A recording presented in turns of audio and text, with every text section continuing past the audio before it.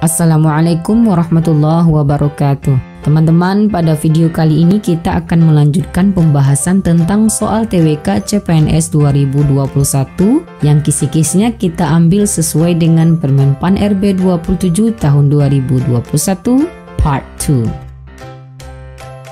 Soal yang pertama, hari ini kita dihadapkan berbagai macam peristiwa. Salah satunya adalah peristiwa COVID-19. Dari peristiwa ini kita dituntut untuk selalu berdisiplin dalam menerapkan protokol kesehatan. Karenanya, kesadaran ini penting untuk kita lakukan. Meskipun menjaga jarak bukan berarti kita terpisah dari anak bangsa yang lainnya. Dari pilihan berikut, manakah yang sesuai dengan kasus di atas? A. Mematuhi protokol kesehatan adalah salah satu bentuk upaya persatuan bangsa. B. Protokol kesehatan sudah biasa dilakukan dan membosankan. C. Protokol kesehatan memang bagus dan terus ditingkatkan. D. Mematuhi dan sesekali melanggarnya kalau tidak ada petugas pemeriksa. E. Persatuan bangsa terbentuk karena protokol kesehatan yang tidak benar ditegakkan. Maka jawaban yang tepat adalah A. Karena dengan mematuhi kebijakan yang diberikan oleh pemerintah sebagai upaya pencegahan COVID-19 adalah salah satu alasan semangat persatuan kita. Apabila kita mengabaikannya, maka itu bentuk ketidakpersatuan kita akan kebijakan negara. Soal yang kedua. Para pemuda di masa-masa imperialisme dan kolonialisme Belanda masih bersifat kedaerahan, sehingga bentuk perjuangan para pemuda masih sulit sekali untuk bersatu. Sedangkan pemerintahan Belanda memiliki politik adu domba dalam pemerintahan bangsa kita. Apa yang membuat terjadinya semangat nasionalisme? A. Perjuangan untuk mencari uang yang banyak. B. Mencari pengakuan dari orang lain. C. Kepahlawanan dan perjuangan untuk mencerdaskan kehidupan bangsa. D. Memiliki daerah orang lain untuk dikeruk sumber daya alamnya. E. Mencari kehidupan yang lebih baik setelah selesai dari program tersebut. Maka jawabannya adalah C. Kepahlawanan dan perjuangan untuk mencerdaskan kehidupan bangsa. Karena kepahlawanan adalah cara lain yang perlu kita tanamkan dalam setiap pribadi, dan inilah yang paling sesuai dengan soal yang telah diurai. Yang ketiga, menjadi warga negara yang baik adalah salah satu upaya kita untuk memajukan negara. Warga negara yang baik terbentuk dari sikap dan tindakan yang sesuai dan sejalan dengan aturan yang ada. Ada kalanya sikap kecintaan kita terhadap bangsa terlalu berlebihan, bisa dikarenakan sikap penolakan terhadap budaya bangsa lain. Hal demikian adalah contoh sikap yang kurang baik. Manakah sikap yang baik sebagai warga negara? A. Melakukan aksi jihad demi kepentingan bangsa dan negara. B. Memaksa menggunakan produk hasil anak bangsa dan menolak semua produk asing. C. Menghormati orang tua yang sedang berbicara dengan kita. D. Menghormati orang lain meskipun orang tersebut adalah orang asing. E. Mencintai semua orang yang tinggal di negara Indonesia. Ya, jawabannya adalah C. Karena menghormati orang tua adalah bentuk sikap kita sebagai warga negara yang baik di lingkungan keluarga. Sedikitnya ada 3 macam sikap nasionalisme yang perlu kita pahami, yaitu pertama di lingkungan keluarga, kedua di lingkungan sekolah, dan terakhir di lingkungan masyarakat. Soal yang keempat. Dito seorang prajurit TNI Angkatan Darat. Suatu ketika Dito diutus oleh negara untuk melaksanakan tugas keprofesiannya di luar negeri. Sedangkan posisi istri Dito sedang hamil 8 bulan. Namun Dito tetap memutuskan untuk tetap berangkat karena tugas negara. Dan di tempat Dito bertugas dilarang untuk menggunakan ponsel sebagai alat komunikasi. Apabila Anda menjadi istri Dito, bagaimana menyikapi hal yang demikian?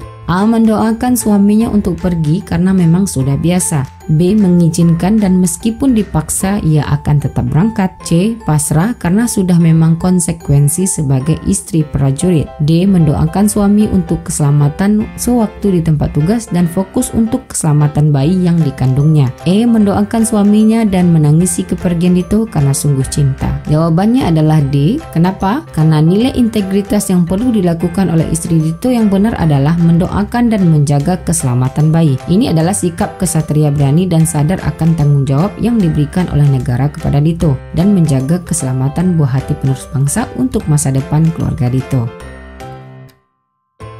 Soal yang kelima. Memperingati Hari Sumpah Pemuda adalah semangat untuk mengenal perjuangan yang tak pernah lelah dari pemuda pada saat perjuangan kemerdekaan. Hari ini kita telah menikmati buah perjuangan yang mereka lakukan, dan seiring dengan berjalannya waktu, tentu dinamika perubahan pun terus-menerus berubah dan disesuaikan dengan zaman yang ada pada saat ini. Sebagai generasi penerus, contoh apa saja yang sesuai dengan perjuangan pemuda masa pergerakan perjuangan dahulu? A. Menikmati buah perjuangan yang telah mereka berikan. B. Menikmati dan memperingati saja. C. Mengamalkan dan menanamkan sikap berani dan tanggung jawab. D. Mengamalkan dan berani dengan siapapun yang ada di depan. E. Jujur, tulus, tanggung jawab, dan toleransi terhadap apapun. Maka jawabannya adalah C. Mengamalkan dan menanamkan sikap berani dan tanggung jawab. Karena semangat perjuangan untuk melawan penjajah adalah sikap berani yang hari ini bisa kita petik. Di samping itu, tanggung jawab adalah sikap yang baik. Opsi jawaban E kurang tepat ya teman-teman, karena ada kalimat apapun yang artinya baik dan benar tetap diindahkan.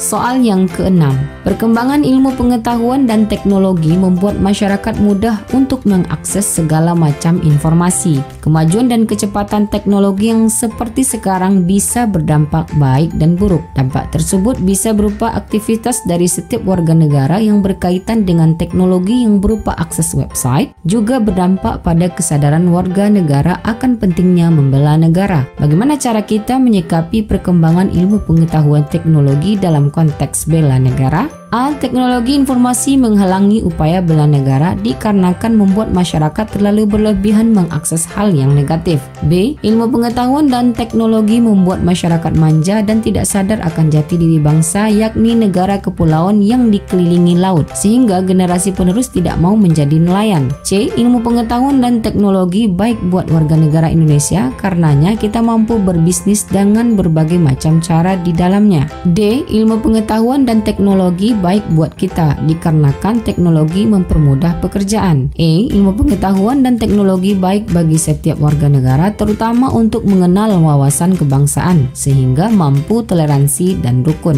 Maka jawabannya adalah E. Karena dalam konteks bela negara diharapkan setiap warga negara tahu dan melaksanakan upaya pembelaan negara dengan mengenal wawasan kebangsaan, toleransi terhadap keberagaman, dan rukun dengan sesama.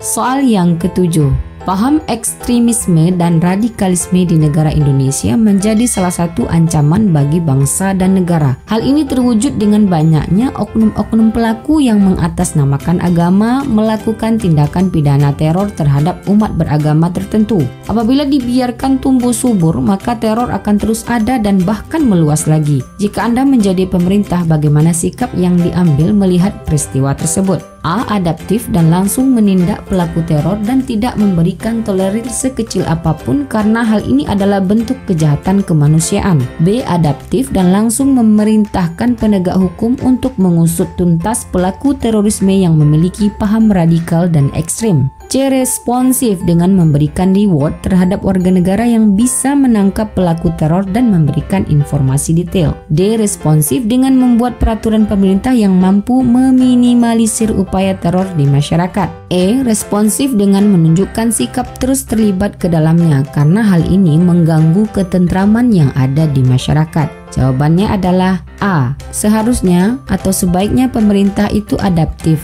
mampu beradaptasi dalam setiap kejadian dan peristiwa apapun, dan termasuk di dalamnya adalah tindak pidana teror, dengan tidak mentoleransi kejahatan tersebut meski berkedok dalam agama tertentu. Soal ke-9.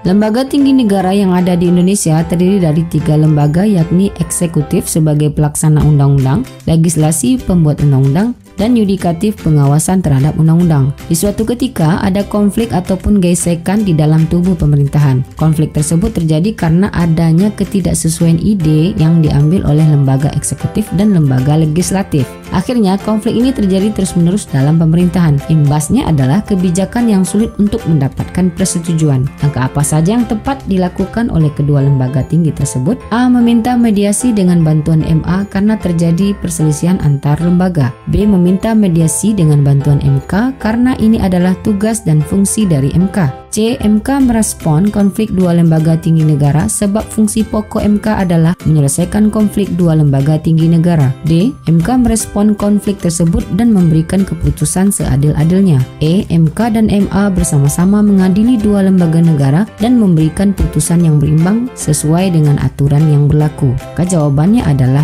C. Karena sesuai dengan tupoksi atau tugas pokok dan fungsi dari MK adalah MK langsung merespon konflik tersebut tanpa harus dipanggil. Karena MK bertugas untuk menyelesaikan konflik antara Presiden dan DPR. Karena dua lembaga tinggi negara tersebutlah yang biasanya terjadi gesekan. Bisa dikarenakan pandangan tentang kepentingan dari partai politik yang berbeda.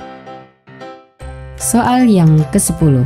Keberagaman adalah keniscayaan. Begitulah bangsa Indonesia terbentuk. Tuhan memberikan anugerah ini sebagai perekat dan perkuatan dari persatuan dan kesatuan bangsa. Namun tentu ada dorongan dari setiap warga negara untuk aktif dan terlibat langsung dalam perkuatan persatuan dan kesatuan bangsa tersebut. Apabila muncul konflik di tingkat daerah, sudah semestinya kita merespon dan segera memberikan alternatif solusinya. Bagaimana cara menyelesaikan konflik yang ada di masyarakat yang pluralisme? A. Melihat siapa yang bersalah, lalu dihadirkan di mediasi dan kemudian dicarikan jalan tengahnya. B. Melihat kedua belah pihak yang bersengketa dan melihat siapa yang salah lalu kemudian memberikan ganjaran atas perbuatannya. C. Memberikan perlakuan yang berimbang terhadap semua yang terlibat dan melihat fakta-fakta yang ada di lapangan lalu diadili seadil-adilnya. D. Mencari akar permasalahan tanpa melihat siapa yang salah dan memberikan solusi atas konflik yang terjadi. E. Melibatkan kepolisian karena konflik termasuk ke dalam ranah pidana yang mana lebih tepat diselesaikan secara kelembagaan lewat kepolisian. Maka jawaban yang tepat adalah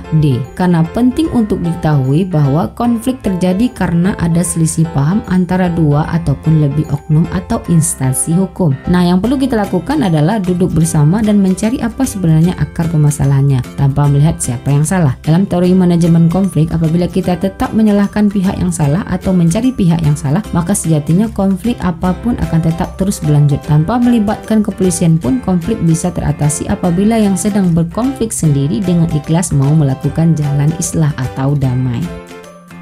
Oke teman-teman, demikianlah pembahasan kita tentang TWK bagian yang kedua ini. Mudah-mudahan bermanfaat. Assalamualaikum warahmatullahi wabarakatuh.